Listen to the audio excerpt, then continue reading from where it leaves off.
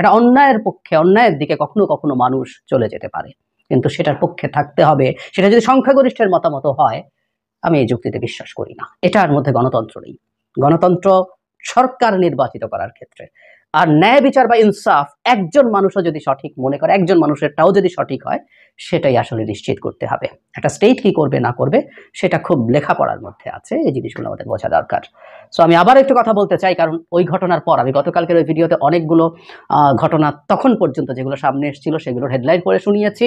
এরপর আবার ঘটনা ঘটেছে এবং আহ্বান আছে, কেউ কেউ আহ্বান করেছেন 7 দিন ধরে এই ধরনের ঘটনা ঘটাতে হবে। আমি গতকালের পর এখন পর্যন্ত এই ভিডিওটা যখন রেকর্ড করছি তার পর্যন্ত আমার সামনে অন্তত যে ঘটনাগুলো এসেছে আমি একটু হেডলাইন পড়ি।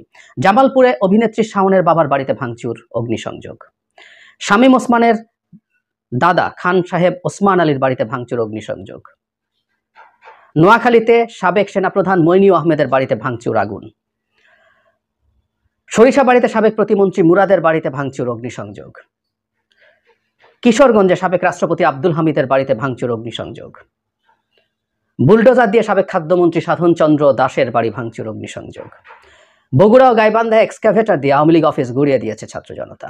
রাজশাহীর সাবেক মেয়র খায়রুজ্জামান লিটনের বাসভবন ভেঙে ফেলা হচ্ছে। নট অনলি দ্যাট, আজকে নামাজের আগে এটা ছড়িয়ে পড়েছিল যে নামাজের পর বিভিন্ন জায়গায় একই ধরনের হামলা আরও হবে। আমি যে ভিডিওটা যখন রেকর্ড করছি নামাজ শেষ হয়েছে, কিন্তু এখন পর্যন্ত সেরকম খবর আমার সামনে আসেনি। আমি আশা করি এই ধরনের ঘটনা ঘটবে না, কিন্তু এই ধরনের ঘটনা ঘটবে না আর একটাও ঘটবে না এটা বলা কঠিন, কারণ আমরা যখন এই ধরনের মানুষজনকে উস্কে দেই তখন তাদেরকে থামানো অনেক ক্ষেত্রে কঠিন হয়। মানে দুটো উদ্দেশ্য, একটা হচ্ছে আমরা যদি সহি নিয়ত কেউ যদি মনে করি যে এটা ভেঙে দেওয়া যায় এটাই উদ্দেশ্য, লুটপাট বা এমন কিছু উদ্দেশ্য না, কিন্তু এটাও সবসময় ঠিকঠাক থাকে না। অনেক সময় বহু মানুষের মধ্যে নানান রকম ভেস্টেড ইন্টারেস্ট গ্রুপ চলে আসে যে ভাঙচুর করবে, লুটপাট করবে। এবং আমি গতকালই একটা কথা বলেছিলাম, কথাটা রিপিট করি, কোন পর্যন্ত আমরা ঠিক করবো যে আওয়ামী লীগ, তাহলে তো যারা ভাঙ্গার কথা বলছেন তারা একটা তালিকা দিয়ে দিতে হবে যে এই তালিকা হচ্ছে আওয়ামী লীগের সেই সকল তাদের মনুমেন্টগুলো, তাদের বাড়িগুলো, তাদের দুঃশাসনের প্রতীক। সুতরাং এই পর্যন্ত ভাঙা যাবে, ওই পর্যন্ত ভাঙা যাবে না। কারণ আমি গতকালই বলেছি, রিপিট, ইউনিয়ন পর্যায়ে যে আওয়ামী লীগ নেতা সেও বিভৎস টর্চার করেছে। আওয়ামী লীগে কোনো নেতা বলে কিছু নয়, সবই অপরাধী, ক্রিমিনাল। সে প্রতিপক্ষকে পিটিয়েছে, সে প্রতিপক্ষকে জেলে দিয়েছে, সে প্রতিপক্ষকে এলাকায় আসতে দেয় নাই, সে চাঁদাবাজি করেছে। তো তার বাড়িও তো লোকাল একজন বিরোধী দলীয় কর্মী বা সাধারণ মানুষের কাছে একই রকম দুঃশাসনের প্রতীক। তো সেটাও ভেঙে দিতে হবে। তাহলে কত হাজার বা কত লাখ বাড়িঘর ভাঙতে হবে, অথবা কতটুকু ভাঙতে হবে সেটার একটা লিস্ট দিয়ে দিতে হবে যে এই পর্যন্ত ভাঙা যাবে। এগুলো হয় না, এবং এই জিনিসগুলো আসলে সমাজে ভয়ঙ্কর অ্যানার্কি তৈরি করে। এবং 6 মাস বয়স হয়ে গেছে যে সরকারের, সে সরকার পারফর্ম করছে না। আমার কথাগুলো গতকালের ভিডিও রিপিট হবে, তারপর আমি বলতে চাই, মানে সরকারকে অকার্যকর দেখানোর চেষ্টা। সরকার কার্যকর না, সরকারের হাতে পুলিশ নাই। সে 32 নম্বরের কথা বলেছে, ওখানে যে পরিমাণ মানুষ গেছে এটা নিয়েও প্রশ্ন আছে। এটা আগে ঘোষণা হয়েছিল, কিন্তু তারপরও যথেষ্ট ব্যবস্থা নেওয়া যায় নাই। কিন্তু এটাও সত্য, এত মানুষের সামনে আমাদের রাষ্ট্রীয় বাহিনী গিয়ে মুখোমুখি দাঁড়াবে এবং তাদেরকে প্রয়োজনে বল প্রয়োগ করবে, গুলি করবে, এটা টাফ।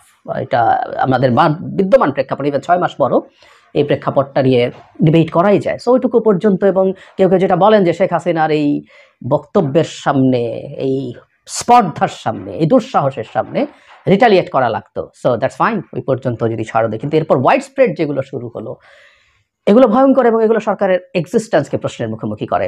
আমরা সরকারের দিক থেকে স্টেটমেন্ট দিতে দেখেছি, কিন্তু আমরা আসলে কাজ দেখতে চাই।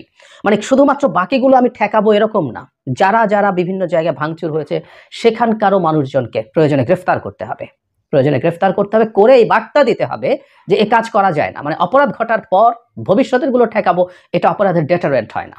আপনি মাজার ভাঙা হচ্ছে, আপনি ঠেকাবো ভবিষ্যতে বললে হয় না। যারা একবার ভেঙেছে তাদেরকে যদি আইনের আওতায় আনা হয় তাহলে সেটা ডেটারেন্ট হিসাবে কাজ করে। আমরা যারা আছি, আমরা একটা কথা একটু বুঝবো, সেটা আমরা এথিক্যালি দেখি, আধুনিক রাষ্ট্রের ব্যবস্থার দিক থেকে দেখি, বা ধর্মীয়, যদি বাংলাদেশ একটা ধর্মীয় রাষ্ট্র হতো, বা আমরা যারা গভীরভাবে ধর্মে বিশ্বাসী মানুষ আছি বা ধর্ম ফলো করি, তাদের কাছে একটা কথা আমরা নিশ্চয়ই বুঝতে পারি যে প্রত্যেকটা রাষ্ট্র ব্যবস্থা, সেটা যেই ধরনের রাষ্ট্র ব্যবস্থাই হোক না কেন, যে কারো বিরুদ্ধে কোনো ব্যবস্থা বা যে কারো বিরুদ্ধে কোনো রকম কোনো স্টেপ আমরা যদি নিতে চাই, সেটা একটা আইনি কাঠামো লাগবে, একটা ভিত্তি লাগবে, একটা বিচারিক ব্যবস্থা লাগবে।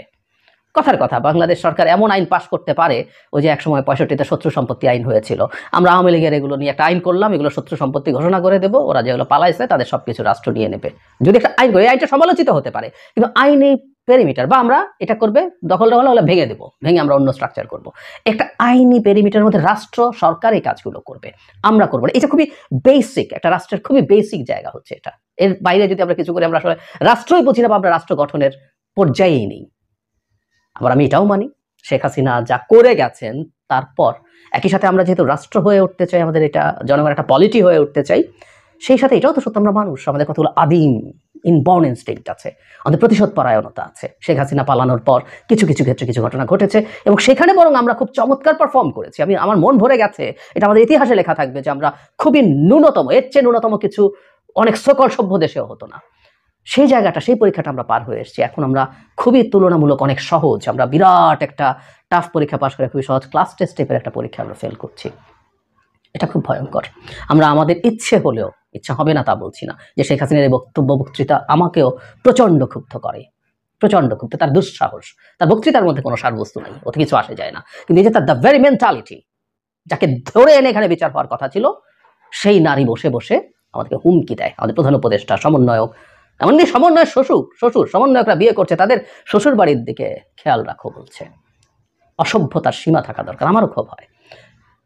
কিন্তু আমরা রেস্ট্রিক্ট করব, আমাদের এমন কিছু করে ফেলবো না যে আমরা দীর্ঘমেয়াদে বিপদে পড়ে, আমরা খুবই বিপদের মধ্যে আছি। আমরা অনেকে হয়তো বুঝতে পারছি না। বাংলাদেশের একটা ডেমোক্রেটিক ট্রান্সফরমেশনে যাওয়া পর্যন্ত এই সরকারকে অস্থির করে, এই সরকারের উপর আমাদের ক্ষোভ আছে, আমারও আছে। এই সরকার খুবই ইনএফিশিয়েন্ট। এই সরকারের প্রতি আমার এক্সপেকটেশনের 20-25-30% যদি ফুলফিলড হতো ভালো হতো, কিন্তু আমার কাছে মনে হয় না, অনেকে আরও বেশি মনে করেন। আমি বলছি না যে এক্সপেকটেশন এটা ছিল যে তারা সব সমাধান করে ফেলবেন, কিন্তু আমি তাদের কাজ দেখতে চেয়েছিলাম। ব্যর্থ হন, কিন্তু আপনি চেষ্টা করছেন এটা দেখতে চেয়েছিলাম। কিন্তু তারপর আমি মনে করি এই সরকারটার পাশে আমাদের দাঁড়াতে হবে, আমাদের সমালোচনা হতে হবে এমনভাবে যাতে সরকার বড় বিপদে পড়ে না যায়। আর আমরা এমন কোনো কাজ করতে পারি না যেটা দিনের শেষে এই সরকারকে এমন ঝামেলায় ফেলে দেয় যেটা দেশের অভ্যন্তরে এবং দেশের বাইরে নানা রকম অস্থিতিশীলতার পরিস্থিতি তৈরি করতে সাহায্য